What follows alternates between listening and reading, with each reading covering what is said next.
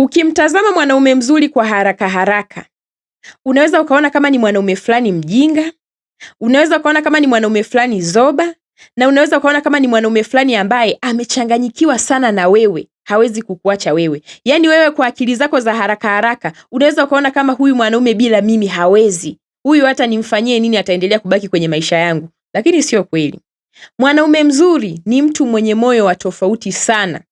Ni mwanaume tofauti sana ambaye unapata bahati ya kukutana naye mara moja na ukishaichezea haijirudii tena mara mbili. Sijui kama unanielewa. Huyo mwanaume anaweza akaja kwenye maisha yako akiwa anakuona mapema kwamba una kasoro. Wakati wanaume wenzie wanatafuta wanawake wakamilifu, yeye anakuchagua wewe na madhaifu yako. Anaamua kuchukua muda wake na nguvu zake ili akubadilishe na kukurekebisha. Anawekeza nguvu zake na muda wake kukutengeneza. Wewe unaweza kawa unamuonyesha vurugu zako, unamuonyesha tabia zako, unamuonyesha matendo yako, lakini yeye akawa mpole. Akawa anakuambia kwa ustaarabu kabisa, tulia. Mimi sitaki uishi hivi. Nataka nitengeneze maisha na wewe. Haya unayoyafanya hebu acha. Acha vurugu zako. Mwanaume mwenye moyo mzuri anaweza kubeba mambo mazito sana ambayo wewe utamfanyia. Vizuri kabisa. Na mwanaume mzuri anaweza akaja kwenye maisha yako hata baada ya kusikia historia yako mbaya ya kimaisha. Na ujue wanaume wengi sana huwa hawataki wanawake wenye historia mbaya za kimaisha. Lakini mwanaume mzuri anaweza akaja kwako hata kama ulikuwa una historia mbaya ya maisha. Lakini akaamua kujipa muda, akaamua kukupa wewe nafasi, akiwa na matumaini kwamba kila mwanadamu huwa anafanya nini? Anabadilika. Ataendelea kukurekebisha wewe kwa upole. Atakaa na wewe chini, atazungumza, atawekeza muda wake, atawekeza pesa zake, atawekeza nguvu zake. Atahakikisha na kutimizia kila unachohitaji. Utaishi maisha mazuri sana. Lakini wewe usipokuwa na akili, utaona huyu mwanaume anafanya yote haya kwenye maisha yangu kwa sababu amechanganyikiwa na mimi. Kwa sababu hawezi kuniacha mimi. Kwa sababu hawezi kukaa mbali na mimi. Lakini niamini mimi, huyo mwanaume siku moja akija kusema mimi na wewe basi, utatuma majeshi ya kumbembeleza kusamehe, haitowezekana. Sijui unanielewa? Mwanaume mzuri huwa anaweka jitihada zake yeye mwenyewe za kukubadilisha. Na ukikataa kubadilika anaposema yeye, siku utakapomuonyesha wewe kwamba nimebadilika wakati yeye ameshakukatia tamaa, hawezi kurudi nyuma. Sijui unanielewa? Wanawake wengi sana wameshalia. Usije ukafanya mzaha na moyo wa mwanaume mzuri. Usije ukacheza na moyo wa mwanaume mzuri. Usifanye mzaha na mwanaume mzuri, kwa sababu siku atakapoamua maamuzi mara moja, huwa harudi mara mbili. Yaani huwa harudi nyuma kwa namna yoyote. Na ndio maana mwanaume mzuri huwa anakaa hapo, anavumilia matukio yako ya kila aina, tabia zako za kila rangi, lakini anakuwa mpole tu wa kukurekebisha kwa upole tu, tena kwa ustaarabu. Sio kwamba anakupiga, sio kwamba anakutukana, hapana. Anakwambia tu kwa ustaarabu. Hivi kwa nini usiachane na haya maisha? Kwa nini usitulie? Kwa nini usibadilike? Atakuwa anakuambia kistaarabu. Wewe kwa akili zako finyu utaona huyu amechanganyikiwa, hawezi kuniacha, lakini iko siku isiyo na jina. Hiyo siku wakati wewe umeshaanza kuona umuhimu wake kwenye maisha yako, mwenzako hataki hata kukusikia. Sijui unanielewa? Mwanaume mzuri akiamua kuondoka kwenye maisha ya mwanamke, huyo mwanamke hatokaa mrudishe. Yaani mwanaume mzuri siku anaposema mimi na wewe basi, ujue ni basi iliyonyoka. Labda uende ukamroge. Nenda kwa waganga wote uende ukamroge, labda ndio utampata tena, lakini sio kwa kumwahidi chochote. Kwa sababu alikuwepo kwenye maisha yako. Aliamua kuvumilia madhaifu yako. Alijua background yako mbaya, lakini alikaa na wewe, akakubembeleza, akakupa maisha, akakuinua, ukaanza kuonekana mtu wa thamani, lakini bado ulikataa kuwa mwanamke wake. Bado ulikataa pale alipokurekebisha, ulikataa marekebisho yake. Pale alipokuambia hebu tulia tujenge maisha, bado ulijifanya unaonyesha mbwembwe. Wewe kwa akili yako ulikuwa ukisimama mbele ya kioo, unaona mimi ni mrembo, mimi ni mzuri sana, mimi nina shepu. Ndio maana huyu mwanaume amechanganyikiwa na mimi. Lakini mwanaume mzuri huwa hafuati shepu. Huwa hafuati rangi. Huwa hafuati sura. Huwa amekupenda tu kama ulivyo. Hata kama amejua una madhaifu, anaamua tu kujiwekea matumaini kwamba huyu mtu nitakaa naye, nitambadilisha. Wanaume hao ni wachache sana. Na wanawake wengi ambao wamewahi kuwapoteza wanaume wa namna hiyo wanajutia mpaka leo. Kwa sababu wanaume wenye mioyo ya namna hiyo ni wachache sana. Iko siku moja, huyo mwanaume ambaye unacheza na moyo wake atakubadilikia wewe 100%. Hautokuwa na jambo la kumwahidi wewe akuelewe. Chochote utakachomwambia atakataa kukisikiliza. Utaomba sana, utapiga magoti sana, utalia sana, lakini huyo mwanaume hatorudi nyuma. Sijui kama unanielewa. Mwanaume mzuri huwa anasubiri wewe umuonyeshe upande wake wa pili, halafu na yeye atakuonyesha upande wake wa pili. Mwanaume mzuri huwa anakuaga kama zoba, huwa anakuaga kama fala. Yeye ni mtu wa kuongea tu, mtu wa kukurekebisha, mtu wa kukutuliza. Hebu tulia, tufanye maisha. Achana na haya maisha unayoyataka. Hebu acha mambo haya. Hebu acha tabia hizi. Hivi vimeseji achana navyo. Wakati mwingine mwanaume mwingine anaweza kukwambia kabisa, hivi mwanaume vyako havitakusaidia chochote. Achana na hivi vitu. Kwa nini usitulie? Pale ambapo anaona kuna watu unaendelea kuwasiliana nao, anakuambia achana na viwatu vyako hivyo. Havitakufikisha popote. Wewe kwa akili zako finyu unafikiri kwamba amezichukulia zile message mzaa kwa sababu amenipenda sana. No. Huwa anakupa muda. Mwanaume mzuri huwa ana muda wake, anajiwekea mikakati anajiwekea. Kwa hiyo anaona anaenda na wewe umekataa kubadilika. Mwisho wa siku unakuja kumuonyesha rangi zako. Unataka umuonyeshe wewe ni mwanamke. Mwanaume mzuri anaweza akakuangalia tu. Anasubiri siku yako moja tu unavorudi kuomba msamaha kwamba naomba tuendelee na maisha. Hapo ndio atakukataa wewe kama anaikataa sumu. Atakukataa wewe ni kama ananyweshwa kikombe cha sumu kwenye mdomo wake. Utapiga magoti, utalia machozi, hata kuhurumia. Utaenda ndani kwake au utamfuata nyumbani kwake ukavue nguo zako zote usimame mbele yake, lakini atakuangalia, atakupisha. Mwanaume yeyote yule mzuri huwa na kikomo chake cha kuwa na roho ya utu. Ikifika wakati akigundua yule mtu niliyekuwa namtendea wema, yule mtu ambaye nilijitoa kwa kila namna, yule mtu ambaye nilikuwa na matumaini ya kumrekebisha amekataa kurekebika, huwa anabadilika mazima to the maximum. Ndio maana mwanaume mzuri huwa anasubira sana. Ndio maana watu wanasema yani yule mwanaume sijui amerogwa. Yani yule mwanamke anamfanyia kila anavyotaka, anafanya kila tabia anazotaka. Mwanaume mzuri yeye kazi yake ni kumplizi tu mke wake. Hebu acha hayo mambo. Hebu tulia. Tujenge maisha. Hayo maisha unayoyapenda sio maisha. Pengine ameshakukuta wewe na maisha yako ya viwanaume, anaweza kukwambia achana na hivyo viwanaume, havitakufikisha popote. Unapenda kudanga nakwambia maisha ya kudanga sio maisha. Tulia, tutengeneze maisha. Mimi nimekupenda kama ulivyo, naomba ubadilike. Wako wanawake wengi sana walipata bahati ya kupata wanaume wa namna hii. Pamoja na kwamba kila mwanaume huwa anapenda mwanamke mwenye tabia nzuri, lakini yeye alipata huyo mwanaume, alibahatika. Mwanaume alikutoa baa, mwanaume alikutoa grocery, mwanaume alikutoa wewe kwa mwanaume mwingine. Sio kwamba hatufahamu hivi vitu, tunafahamu. Mpo watu ambao wanaume zenu waliwatoa nyinyi kwa wanaume wengine. Yaani alikuwepo, akakuona, una mahusiano yako, lakini aligundua mwanaume uliye naye sio sahihi. Akakuhurumia. Hivi nyewe mnajua kuna wanaume wana mioyo ya kipekee sana. Mtu anamuona mwanamke ana mwanaume wake, lakini yeye akikaa kwa pembeni anaona hapana, huyu mwanamke mahusiano alionayo sio sahihi. Anawajibika kuingia pale. Anaanza kukubembeleza, anaanza kukupa elimu, bwana, huyu mtu uliye naye hakuna sehemu atakayokufikisha. Mimi nimekupenda pamoja na madhaifu yako. Hebu achana na huyo mtu wako. Huko sijui na kimwanaume cha ovyo huko. Kazi yake huyo mwanaume ni kukupeleka kwenye starehe, kwenye pombe, anakuvutisha sigara, anakuvutisha shisha, anafanya nini? Vitu vya ovyo tu anakufanyia kwenye maisha yako. Mwanaume mzuri anakuonea huruma. Na anajua una mwanaume wako. Lakini anakuambia hebu achana na huyo mtu, anakuharibia tu maisha. Anakuchukua. Unafika kwake. Anajipa matumaini kwamba huyu mtu nitamrekebisha, lakini ndio wewe tena. Umekosa akili. Unaanza kumchezea. Unaona kwa vile huyu alinichukua mimi kwa mtu mwingine, kwa hiyo huyu ni mwanaume ambaye anaweza kuvumilia kila kitu. No.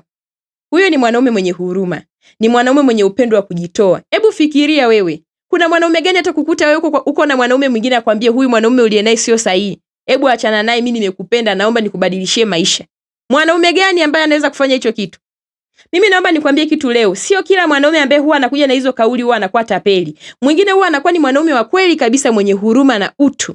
Ameona mtu uliye naye sio mtu sahihi kwako. Pengine ameona huyu mtu uliye naye anakuingiza kwenye maisha ya ulevi, anakuingiza kwenye maisha ya ulaibu, anakuingiza kwenye maisha fulani mabaya, anaamua kukusaidia. Hebu toka, achana na huyo mtu, anakuharibia maisha. Watu hawasemi hivi vitu kwenye jamii, lakini wako watu ambao walibahatika kupata wanaume wenye mioyo ya namna hiyo. Wako watu walitolewa na wanaume kwenye mabaya, Wako watu walitolewa na wanaume kwenye magrosari, watu waliongea maneno mengi, lakini yule mwanaume aliamua kujivika koti la kutokuona aibu. Alivaa vazi la kuficha aibu, yani yeye hakuona shida, alivaa ujasiri, akajiapiza kwamba mimi huyu mwanamke nitampenda kama alivyo. Haijalishi watu wanazungumza nini juu yake. Aliamua kujitoa kwa upendo. Aliamua kujitoa kwa moyo wake wote, lakini kitu wewe ambacho ulikuja kukifanya kwenye maisha yake kilimkatisha tamaa.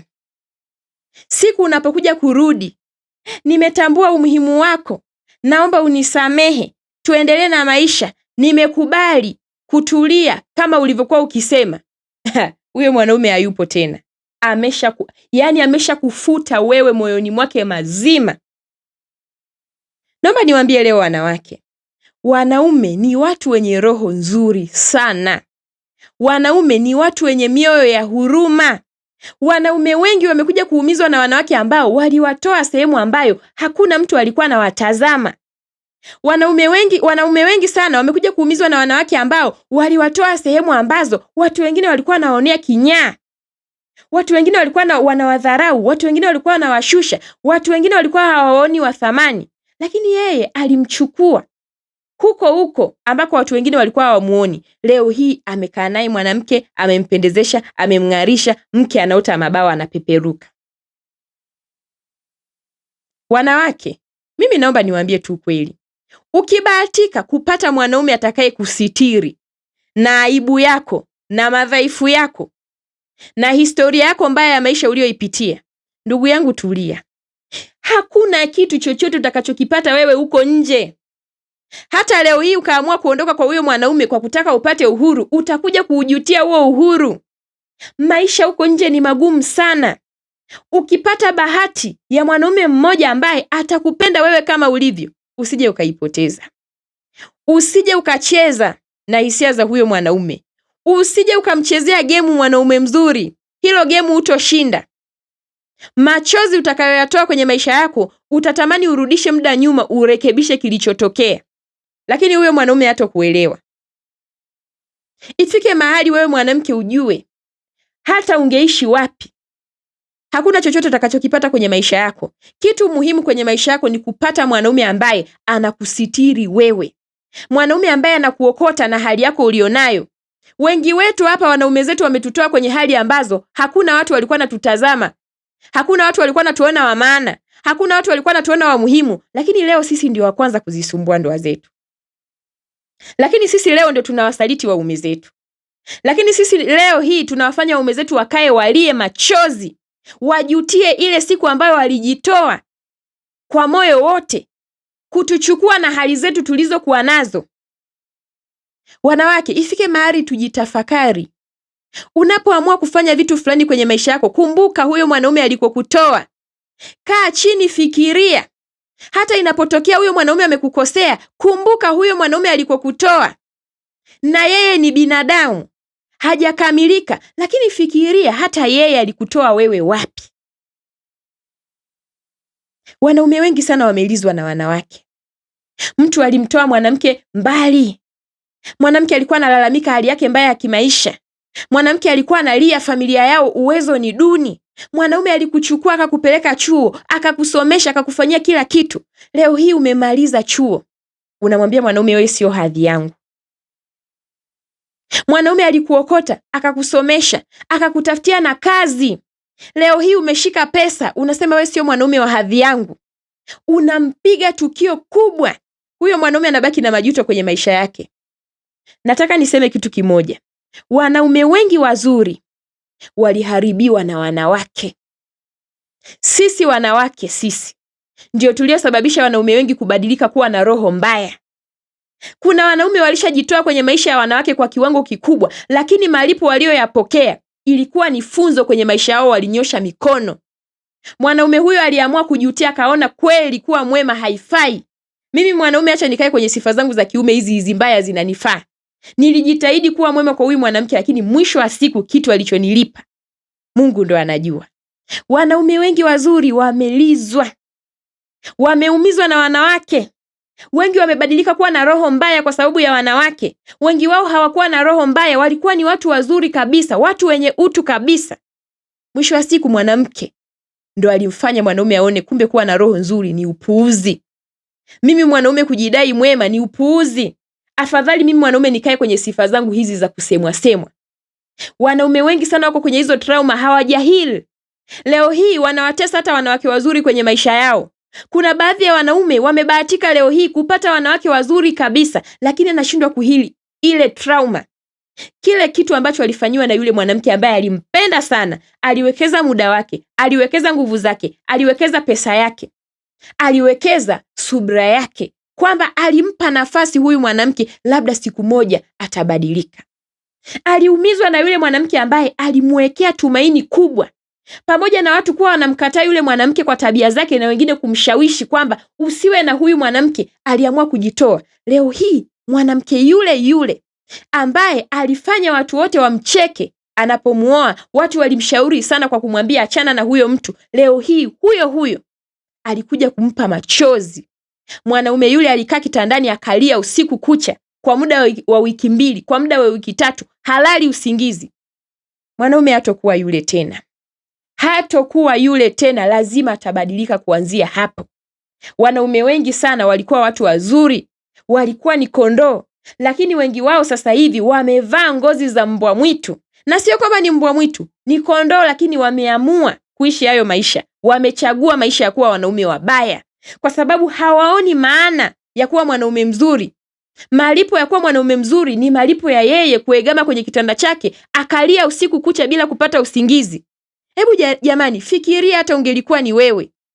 Utakuwa mwema kwa mwanamke mwingine, huo wema unautolea wapi?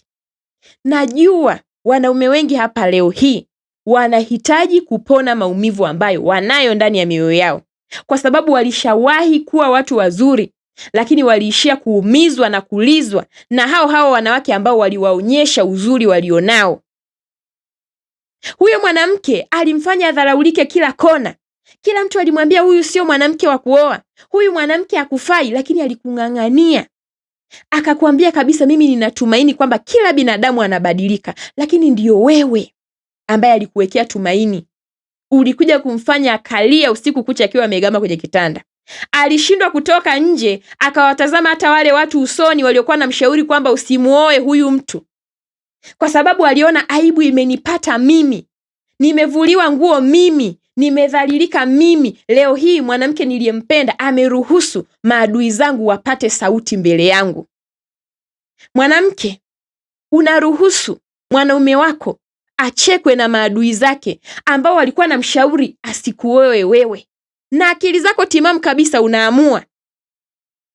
unaamua kabisa kumuumiza mume wako. Unaamua kuondoka nyumbani kwako, unaamua kurudia maisha yako ya zamani, unaamua kuondoka kwake. Unaondoka ukiwa umemdhalilisha. Mwanaume wako anapita kwa wale watu waliokuwa na mshauri kwamba usimuoe huyu mwanamke. Anatamani kujificha. Anatamani avae kinyago usoni mwake kwa sababu anajisikia aibu. Hatimaye yale waliotabiri yametimia. Hakuna maumivu makali kama hayo kwenye maisha ya mwanaume. Hakuna maumivu makali kama hayo. Na aina hii ya maumivu ndio iliwabadilisha wanaume wengi kwa wakatili. Leo hii kuna wanaume hawaamini katika mabadiliko ndani ya mtu, kwa sababu walishafanya hiyo michezo, walishabeti na mwisho wakaliwa. Waliwekeza pesa nyingi, muda, nguvu, matumaini na subira, lakini subira zao ziliishia kuwa aibu kwenye maisha yao. Mwanamke, usicheze na moyo wa mwanaume mzuri. Ana mwisho wake. Wewe nenda kajiangalia kwenye kioo. Ujiambie wewe ni mwanamke mzuri. Wewe una shape nzuri. Wewe una sura nzuri. Wewe una rangi nzuri. Jiambie chochote unachojisikia. Lakini sio kwamba huyo mwanaume mzuri kilichomleta kwenye maisha yako ni uzuri ulionao.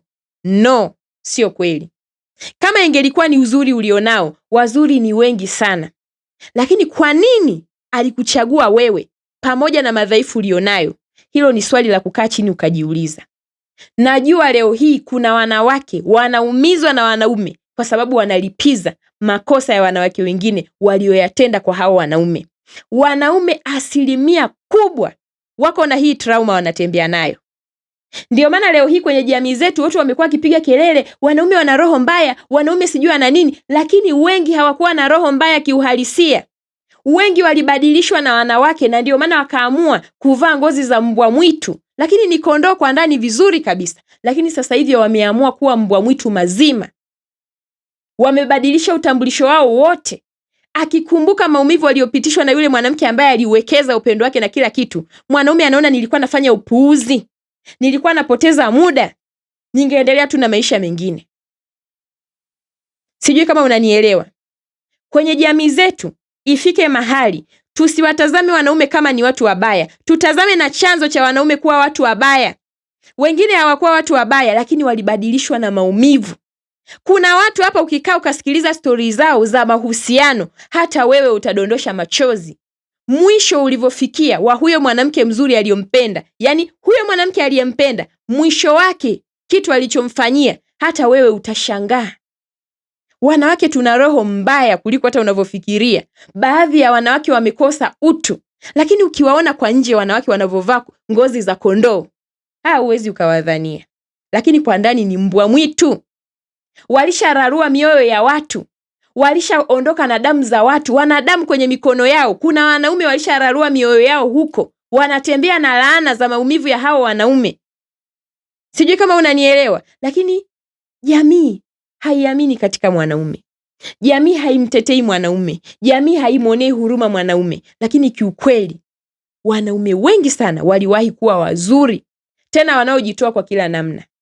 Leo hii ukiona watu tunahubiri wanaume kukimbia red flags mapema, tunaona huruma. Watu wameshalia, watu walijitoa, watu walifanya kila kitu, lakini waliishia kuumizwa. Hakuna matokeo yoyote ambayo waliyapata. Yani mwanaume alitarajia hata mwanamke atakaa chini akumbuke huyu mwanaume alikomtoa, lakini wanawake huwa hatuna hiyo nafasi kwenye maisha yetu, hasa tunapofikiria mambo yetu binafsi. Sisi wanawake ni wabinafsi, ni wabinafsi vibaya sana. Ndio maana mimi huwa nashangaa kwenye jamii watu wanavyowapigia wanaume kelele mitandaoni, wanaume ni wabinafsi, wanaume wanajijali wenyewe, wanaume sijui ni nini. Wanaume wengi wamekuwa wabinafsi kwa sababu walishajaribu kutokuwa wabinafsi, kiliwaramba, waliumia kwa mambo kama hayo, waliteseka, walilia, walishindwa kula, walikonda, waliisha, walishuka kiuchumi, walitetereka, waliingia hasara kwa sababu ya kutokuwa wabinafsi. Mwanaume alijitoa kwa kila namna kwa mwanamke, lakini mwisho wa siku alilipwa vibaya. Alilipwa vibaya. Kiukweli, tukumbushane umuhimu wa wanaume. Tukumbushane kwamba na wao ni binadamu.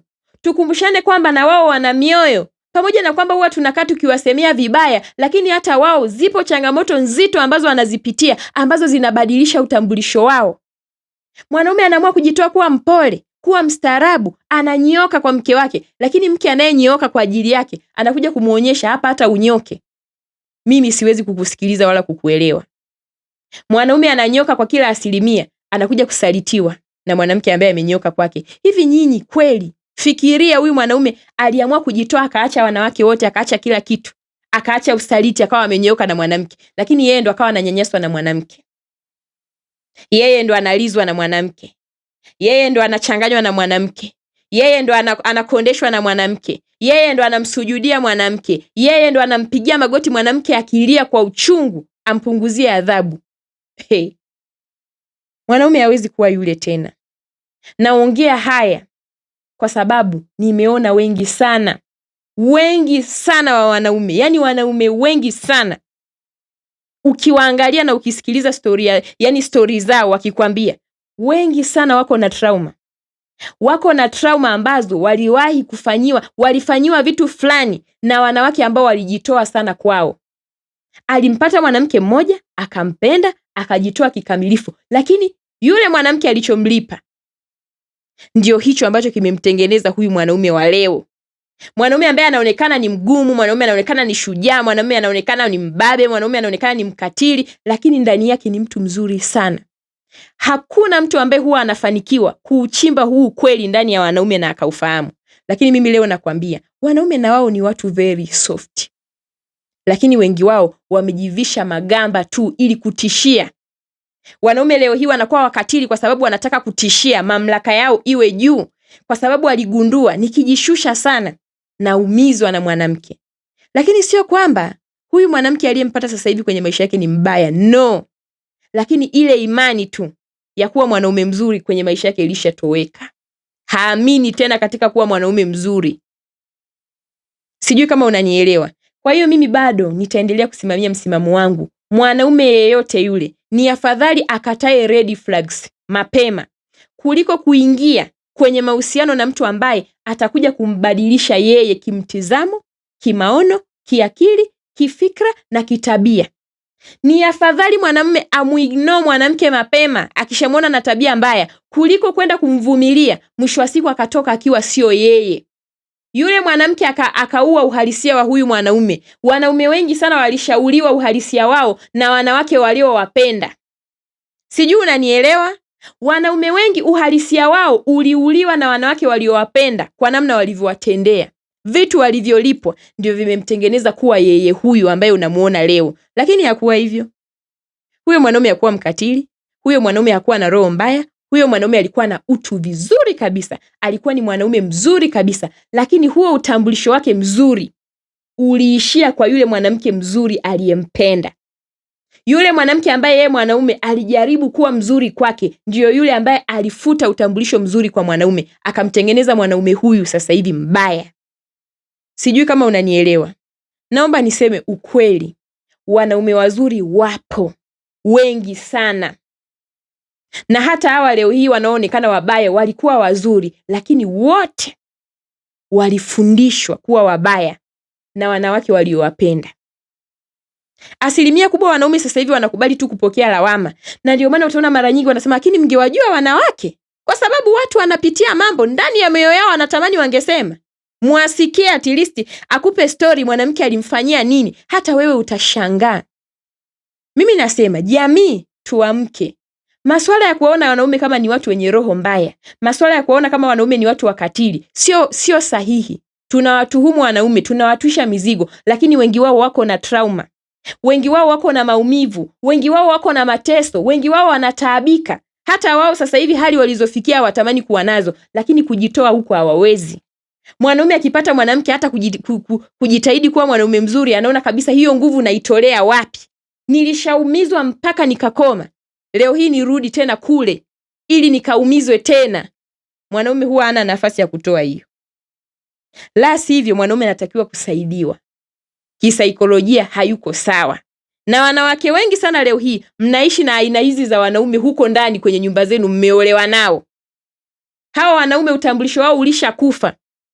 Wanahitaji kusaidiwa. Utambulisho wao unahitaji kufufuliwa kwa sababu ni sawa. Hayo mambo yalishamtokea, lakini pengine sasa hivi ameshaishi nawe kwa muda. Umekuwa mwanamke mzuri, umejitahidi kwa namna uwezavyo, lakini mwanaume anashindwa kurudi kwenye ile hali yake. Kuna wanaume wengine mpaka anasema mimi natamani niwe mwanaume tu wa kawaida, lakini inanishinda hii hali. Kwa sababu moyoni ana vidonda ambavyo anahofia kujitonesha. Sijui kama mnanielewa. Naomba niseme tu kweli. Wanaume wazuri wapo. Wengi wanajificha sasa hivi. Wengi hawakubali kuwa wazuri kwa sababu wengine walishawaona wenzao walivyoumia na wengine walishayapitia wao wenyewe. Kwa hiyo sasa hivi wamekoma. Wameamua tu kubaki wakiwa na roho mbaya. Nyie mtapiga kelele, mtawaongelea vibaya, wanaume wana roho mbaya, wanaume wamefanyeje, watakaa tu watapokea hizo lawama. Ogopa sana mtu asiyejitetea. Pengine siku akisimama kajitetea, hata wewe uliyekuwa ukimtuhumu utatamani kumuomba msamaha. Naomba niwaambie tu ukweli, tupunguze kutuhumiana kijinsia. Watu wana mambo mengi mioyoni mwao. Na ndio maana mimi huwa nasema sasa hivi, mwanaume ni afadhali mwanaume aignore tabia za mwanamke mapema. Akishamuona huyu hatuendani, ni afadhali amkimbie. Kwa sababu wengi huwa wanafight, wanapambana kwa kila wawezavyo, lakini hawaambulii kitu. Wanaambulia maumivu, wanaambuliwa kudharaulika, wanaambulia kusalitiwa, wanaambulia kuumizwa na utambulisho wao kuuliwa na hao wanawake. Sijui kama unanielewa. Kwa hiyo mwanamke yeyote sasa hivi ambaye umebahatika kupata mwanaume mzuri, kaa ukijua kwamba siku utakapomuumiza huyo mwanamke, umeharibu maisha ya wanawake wenzio hata 5 watakaokuja kwenye maisha ya huyo mwanaume, kwa sababu huyo mwanaume hatakuwa vile tena. Huo wema aliyokuonyesha wewe, huo wema hatakuwa nao. Huo wema hatakuwa nao tena. Wema huo atautoa wapi? Wema huo atampa nani? Kwa sababu alishakupa wewe. Mwisho wa siku ulimuonyesha nini? kwamba wema wake ni upumbavu. Ulimuonyesha kwamba wema ni ujinga. Ulimfundisha kwamba badala ya kuwa mwema ni afadhali uwe mbaya. Kwa hiyo mwanamke yeyote ambaye umebahatika kupata mwanaume mzuri, mshikilie, muheshimu, mthamini, mjali, mshukuru, muonyeshe namna anavyotakiwa kuheshimiwa yeye kama mwanaume. Muonyeshe umuhimu wake kwenye maisha yako. Muonyeshe namna alivyo na thamani kubwa kwenye maisha yako. Muonyeshe kwa vyovyote utakavyoweza, kwa sababu ni mwanaume mzuri. Lakini kama unacheza na moyo wa mwanaume huyo mzuri, laana hiyo itakutafuna milele. Hata wewe hutokuja kufanikiwa kwenye mahusiano yako, kwa sababu umeua utambulisho wa mtu. Kwa hiyo wewe lazima na wewe utambulisho wako ufie pale. Ulipendwa, ukaumiza. Utaenda kupenda na utaumizwa. Hayo ndiyo matokeo ya kitu unachokifanya leo. Kaa ukijua kabisa wazi, ninavyomuumiza mwanaume mzuri, nikae nikijua kwamba sitopata mwanaume mzuri atakayenipenda mimi, lakini mimi ndio nitakuwa ninapenda wanaume na wanaume ndio watakuwa wananiumiza. Na wengi wa wanawake leo hii mko kwenye hizo adhabu mnalipia, na hamkumbuki kwamba kwenye maisha yenu mlishawahi kuua utambulisho wa wanaume wazuri. Kwa hiyo sasa hivi mnalipia gharama za yale ambayo nyinyi wenyewe mliyatenda.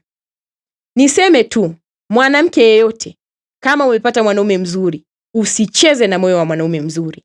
Na pia niseme kwamba tupunguze kuhukumiana kijinsia. Watu wana maumivu, watu wana machungu, watu wangefungua mioyo yao wazungumze, wote tungetamani kuwaomba msamaha. Wanaume nao ni watu, wanaume nao wana mioyo, wanaume nao wana haki.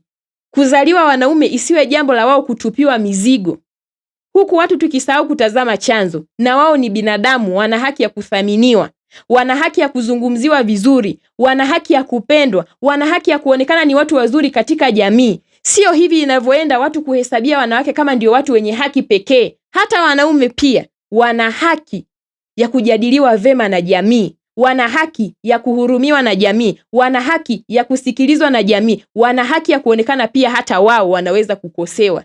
Msiwafanye wanaume kama vile hawana haki yoyote, kwa sababu hii dunia ni ya kwetu wote na hakuna mkamilifu. Ubaya wa sisi wanawake ni kwamba tunaaminika sana kwenye jamii, lakini sisi ni mbwa mwitu ndani ya nyumba zetu. Sisi tunageuka simba mbele ya waume zetu. Sisi tunageuka nyoka mbele ya waume zetu. Lakini tukitoka kwenye jamii, tunavaa ngozi ya kondoo. Hakuna yeyote atakayeweza kutusemea sisi wanawake baya. Lakini wanaume wanayo ya kwetu mengi sana. Ni vile tu ni samaki, hawawezi kutoa. Wanaamua kuficha, wanaamua kupokea lawama, wanaamua kukubali kutukanwa, wanaamua kukubali kwamba jinsia yao wao ina laana, jinsia yao ina mikosi, wao ni watu ambao hawajali kuhusu watu wengine. Lakini ukweli hauko hivyo.